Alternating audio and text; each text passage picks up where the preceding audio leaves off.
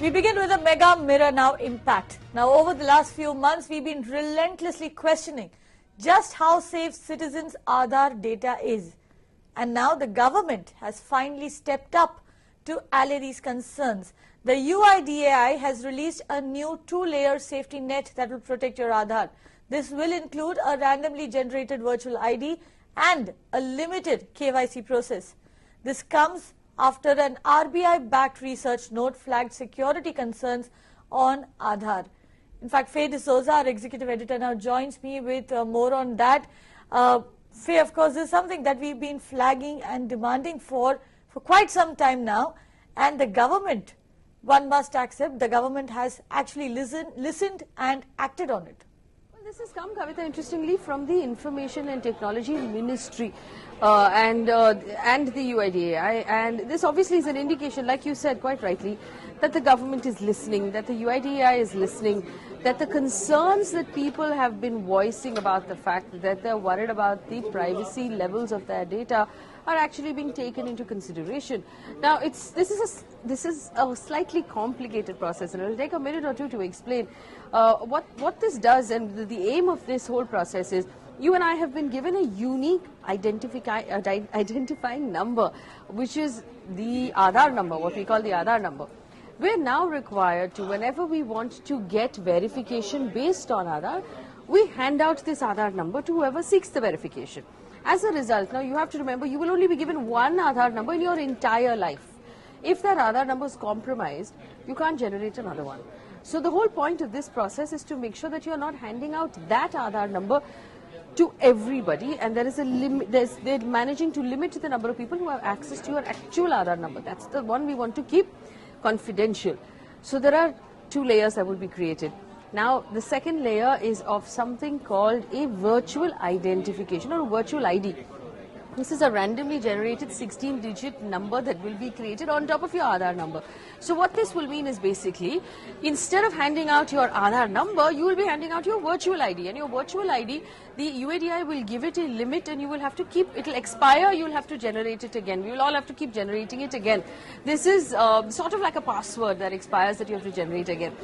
On the other side, from all the agencies who actually ask you for your Aadhaar details, they will be divided into two sets.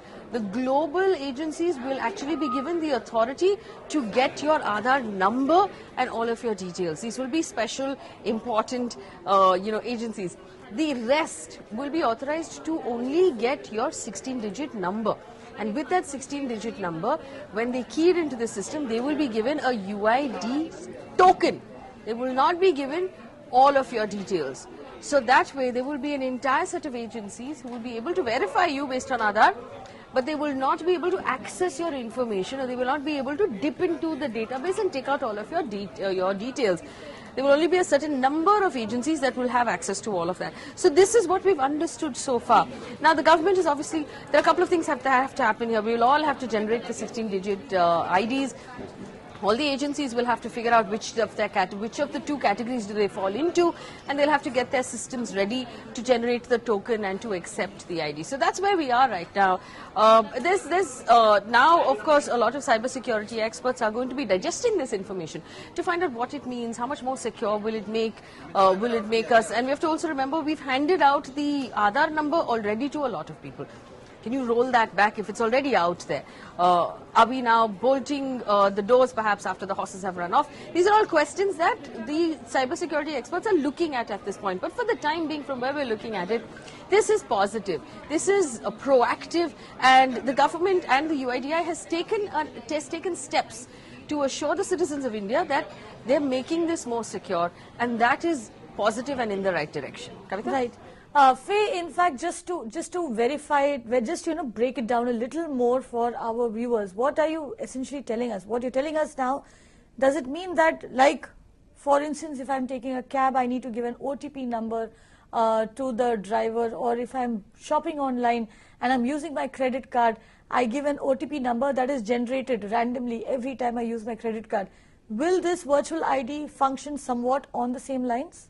No, so from what I've understood and what we've understood from the circular, this is not something that will be generated every time you need to use your Aadhaar. This will be something that gets generated for a certain period.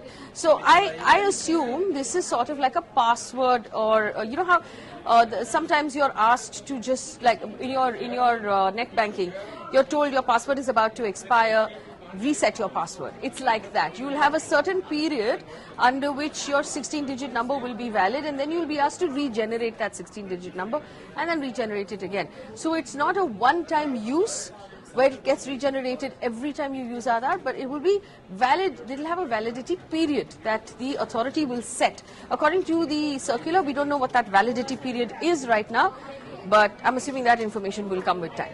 Right.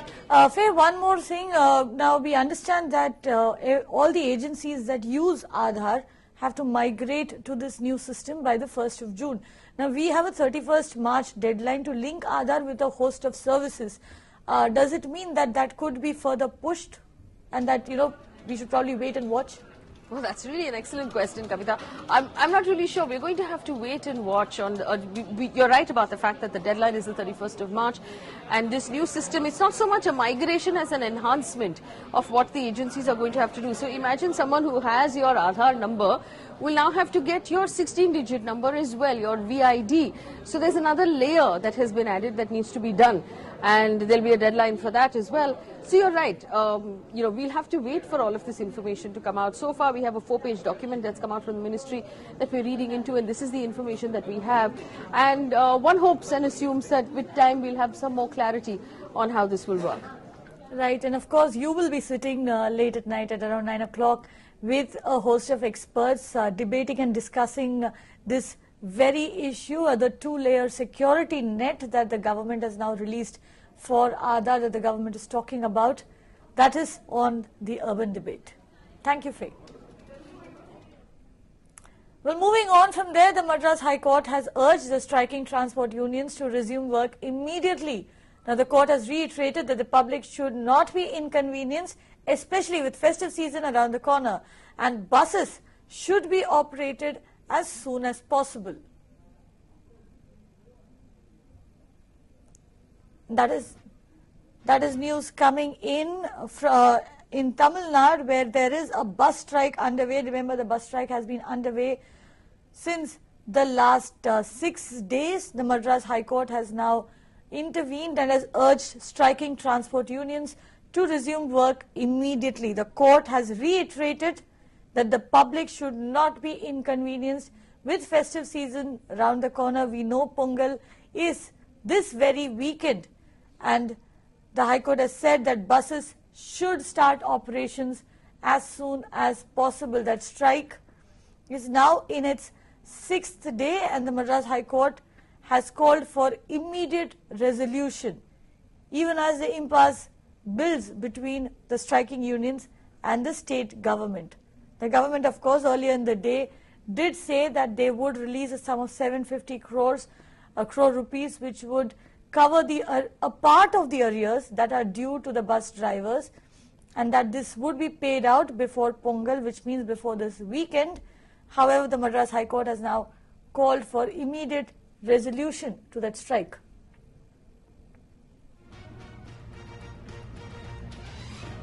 And this comes even as bus workers await their dues. Remember, they are protesting not just for a wage hike, they are also demanding the arrears that are due to them. The Madras High Court has called for immediate resolution of the strike and has urged striking bus drivers to resume work. Buses have been off the roads. Around 23,500 buses have been off the roads of Tamil Nadu over the last 6 days. Today is the 6th day of the strike, and early today, in fact, the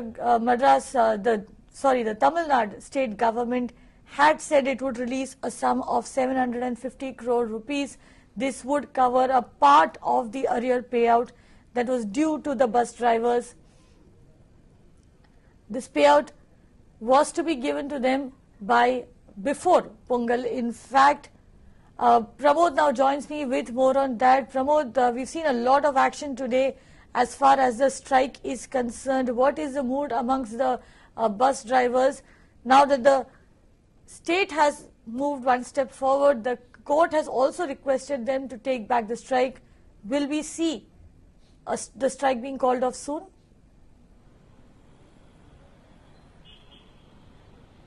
Well, this is what exactly the trade unions who were striking wanted. This is what they actually wanted the court to intervene, and that's what you could see right now. Today, the court did intervene around 2:15 p.m. But before that could even happen, what happened in the assembly is that the chief minister, after passing the bill of increasing the salary of the MLAs to 100%, he also announced that arrears of 750 crores will be released before Pongal. That is within 4 days. And interestingly, today in the court also, the Attorney General from the advocate from the government, he explained that within the next 4 days, the money will be released, and for that, the government has asked money from the bank. Right, Pramod, stay with us. Now we know that this comes at the time when the state of Tamil Nadu is crippled with the indefinite transport strike over salary issues. Now the MLAs, we know at that time, are on a self-rewarding spree. They have in fact moved a bill which proposes 100% pay hike to all the members of the Legislative Assembly, which means that monthly salary and other allowances paid to each MLA in Tamil Nadu will now go up to a whopping 1.05 lakh. This is from 55,000 that it was earlier. Pramod, coming back to you. Now, what is the reason that the MLAs are willing to pay themselves, but they don't seem to have the money to ensure that the bus drivers get their dues?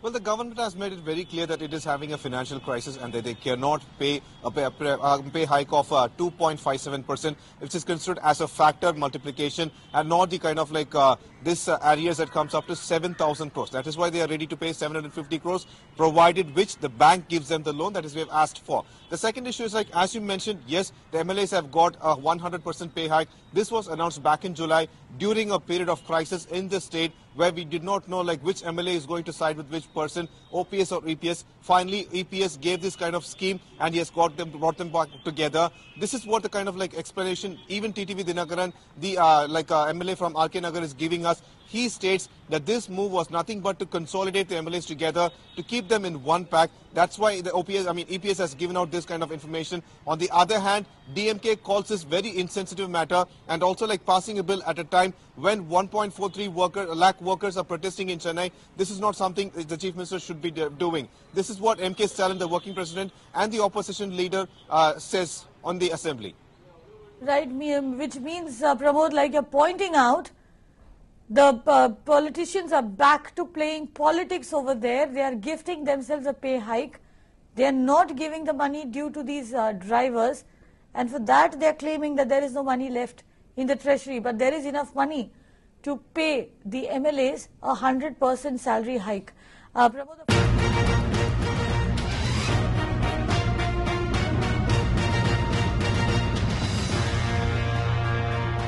girl has filed a complaint with the police claiming that fringe outfits have been misusing her pictures with her friends in Mangaluru in Karnataka. The complaint is also addressed to the district secretary of the Student Federation of India. In the picture, which was taken on a work trip, she is seen with her male friends who are also SFI members.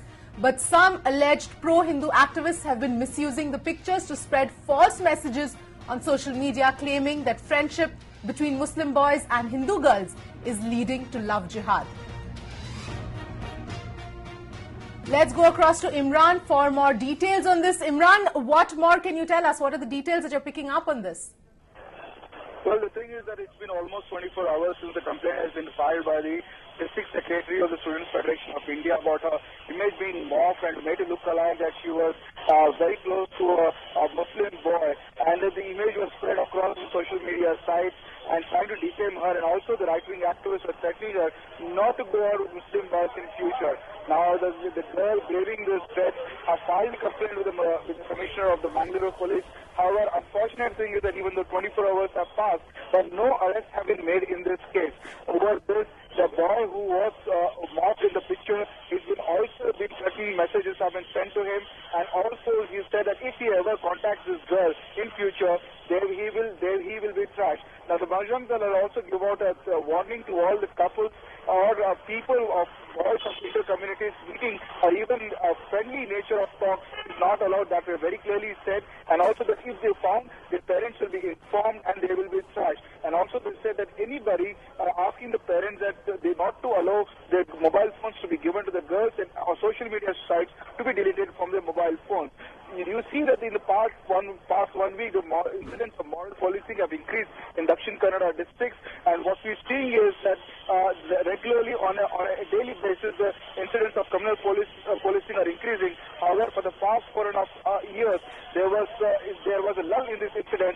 Just ahead of the Karnataka election, we've seen a rise in this moral policing incidents. What is we come to believe is that it's part of the whole strategy of the BJP here to communalize the people into Muslims and Hindus so that it will have a dividend in the coming elections in May.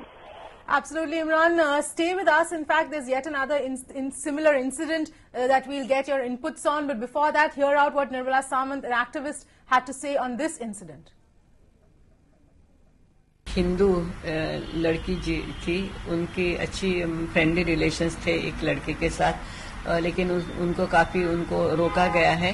एक मतलब love जिहाद नहीं करना चाहिए, और हिंदुत्ववादी कुछ संगठन हैं जो बजरंग दल के अपने नाम से कहते हैं, और उनका ये कहना है कि हिंदू महिलाओं को प्रोटेक्ट करना, हिंदू विमेन को प्रोटेक्ट करना, यही हमारा मकसद है, और इसलिए उसको हम प्रोटेक्ट करते रहेंगे।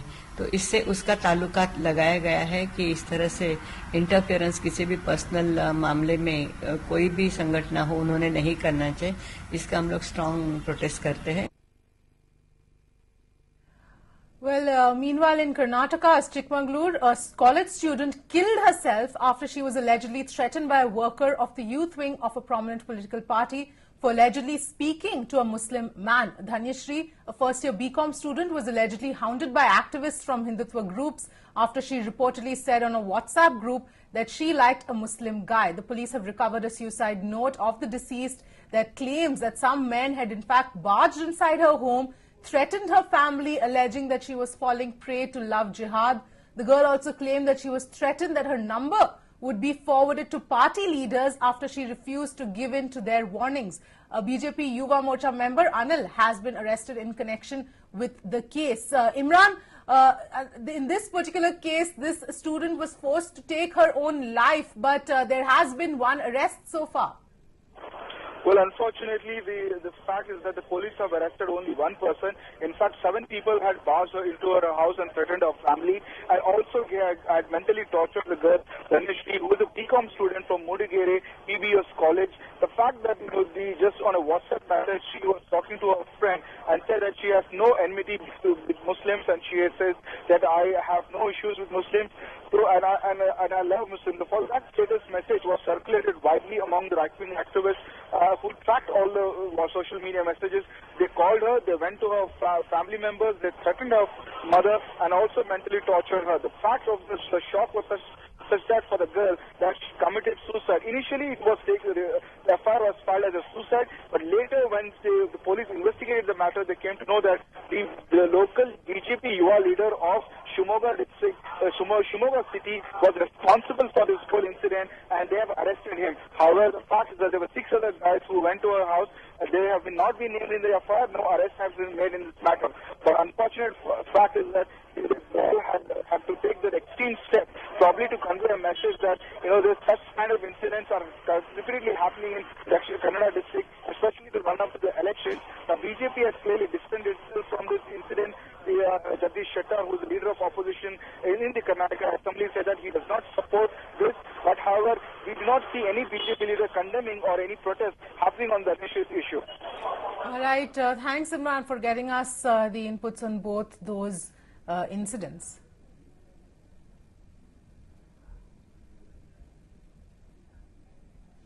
And as the VHP and the Bajrang Dal plan their so-called anti-jihad awareness campaign, a priest from Mangaluru takes it a step further. Listen to Rajashekaran Swami. He wants to start what he calls an anti-jihad task force. Now, this task force, he says, will have psychologists and doctors to protect women who fall trap to Muslim men. ನಮ್ಮ ಮನಸ್ಸಿನಲ್ಲಿ ಈ ವಿಷಯ ಗಮನಕ್ಕೆ ಬಂದಾಗ ಒಂತರಹ ಸರತಿ ಸಾಲಿನಲ್ಲಿ ಹಿಂದೂ ಹುಡುಗಿಯರು ನಿಂತ ಹಾಗೆ ಕಾಣ್ತದೆ ನಮಗೆ. ಒಂದೆರಡು ಪ್ರಕರಣ, ಈಗ 3-4 ಪ್ರಕರಣ ಈಗಲೇ ಪತ್ತೆಯಾಯಿತು. ಮಂಗಳೂರಲ್ಲಿ 2 ಪ್ರಕರಣಗಳಾದವು, ದರೆಗುಡ್ಡೆ ಸೇರಿ. ಈಗ ಮಲೆನಾಡಿನಲ್ಲಿ 1 ಪ್ರಕರಣ ಬಂತು. ನಾಳೆ ನಾಡಿದ್ದು ಒಂದು ಕಾರವಾರದಲ್ಲಿ 1 ಪ್ರಕರಣ ಬರಬಹುದು ಅಂತ ಮಟ್ಟಕ್ಕೆ ಅಲ್ಲೂ ಕೂಡ ಹೋಗಿದೆ. ಈ ಎಲ್ಲ ವಿಷಯಗಳನ್ನು ಗಮನಿಸಿದಾಗ ನಮ್ಮ ಮನಸ್ಸಿಗೆ ಬರುವಂತದ್ದು, ನಾವಿದಕ್ಕೊಂದು ಟಾಸ್ಕ್ ಫೋರ್ಸ್ ಅನ್ನುವಂಥ ಒಂದು ಸೇನೆಯನ್ನು ನಾವು ಯಾಕೆ ನಿರ್ಮಾಣ ಮಾಡಬಾರದು ಅಂತ ನಮ್ಮ ಮನಸ್ಸಿಗೆ ಬಂತು. ಇದನ್ನು ನಮ್ಮ ಸಹವರ್ತಿಗಳಲ್ಲಿ ಚರ್ಚೆಯನ್ನು ಮಾಡಿದೆವು. ಒಂದು ಬೈಠಕ್ ಕೂಡ ಕರೆದೆವು. ಆ ಬೈಠಕಲ್ಲಿ ಇದರ ಬಗ್ಗೆ ಚರ್ಚೆ ಮಾಡಿದೆವು. ಚರ್ಚೆ ಮಾಡಿ ನಾವು ಇದಕ್ಕೊಂದು ಸೇನೆಯನ್ನು ನಿರ್ಮಾಣ ಮಾಡಬೇಕು. ಟಾಸ್ಕ್ ಫೋರ್ಸ್ ಅದನ್ನು ಏನ್ ಮಾಡಬೇಕು ಅಂತಂದ್ರೆ, ಇದು ಗಮನಕ್ಕೆ ಬರುವ ಮೊದಲು, ಅಂದ್ರೆ ಈಗ ಜಾಹೀರಿಗೆ ಬರುವ ಮೊದಲೇನೆ ನಾವು ಅದನ್ನ ಅವರ ಬಳಿಗೆ ಹೋಗಿ ಅವರ ಮನೆಯವರನ್ನ ಕನ್ಸಲ್ಟ್ ಮಾಡಬೇಕು. ಆ ಯಾವ ಹುಡುಗಿ ಇದ್ದಾಳೆ ಆ ಹುಡುಗಿಯನ್ನ ಕನ್ಸಲ್ಟ್ ಮಾಡಬೇಕು. ಅಲ್ಲಿರುವಂತ ವ್ಯವಸ್ಥೆಗಳನ್ನು ಗಮನಿಸಬೇಕು. ಮತ್ತು ಅವರು ಯಾವ ಕಾರಣಕ್ಕೆ ಹೀಗೆ ಆಗ್ತಾ ಇದ್ದಾರೆ ಎನ್ನುವ ತಾರ್ಕಿಕವಾಗಿರತಕ್ಕಂತಹ ವಿಷಯವನ್ನು ನಾವುಗಳು ಗಮನಿಸಿಕೊಂಡು ಅದಕ್ಕೊಂದು ಇತಿಶ್ರೀ ಹಾಡಬೇಕು ಅನ್ನುವಂತ ಒಂದು ವಿಚಾರವನ್ನು ಗಮನಿಸಿಕೊಂಡಿದ್ದೇವೆ. ಅದಕ್ಕೊಂದು ಟೀಮ್ ಅನ್ನ ರೆಡಿ ಮಾಡ್ತಾ ಇದ್ದೇವೆ. ಅದರಲ್ಲಿ ಇಬ್ಬರು ಲಾಯರ್ಸ್ ಇರ್ತಾರೆ, ಒಬ್ರು ಕ್ರಿಮಿನಲ್ ಮತ್ತೊಬ್ಬರು ಸಿವಿಲ್, ಹೀಗೆ ಇಬ್ಬರು ಲಾಯರ್ಸ್ ಇರ್ತಾರೆ. ಮತ್ತೊಬ್ಬರು MSW ಸೋಷಿಯಲ್ ವರ್ಕ್ ಮಾಡಿರ್ತಕ್ಕಂಥ ಒಬ್ರು ಅದರಲ್ಲಿ ಜೊತೆಗಿರ್ತಾರೆ. ಆಮೇಲೆ ಒಬ್ರು ಡಾಕ್ಟರ್, ಮಾನಸಿಕ ತಜ್ಞರನ್ನ ಅದರೊಳಗೆ ತರಬೇಕು ಅನ್ನುವಂತ ವಿಷಯ ಮನದಟ್ಟಾಗಿದೆ. ಹಾಗಾಗಿ ಒಬ್ರು ಮಾನಸಿಕ ವೈದ್ಯರನ್ನ ಅದರೊಳಗೆ ತರ್ತೇವೆ. ಹೀಗೆ ಒಂದು ಟೀಮ್ ಮಾಡ್ತೇವೆ. ಸುಮಾರು 30 ಹೆಣ್ಣು ಮಕ್ಕಳನ್ನ, ಶಾಲಾ ಹೆಣ್ಣು ಮಕ್ಕಳನ್ನೇ ಅದರೊಳಗೆ ತಂದು ಅವರಿಂದಲೇ ಒಂದು ಸೇನೆಯನ್ನು ನಿರ್ಮಾಣ ಮಾಡಬೇಕು ಅನ್ನುವಂಥ ವಿಚಾರವನ್ನು ನಾವು ಮನಗಂಡಿದ್ದೇವೆ.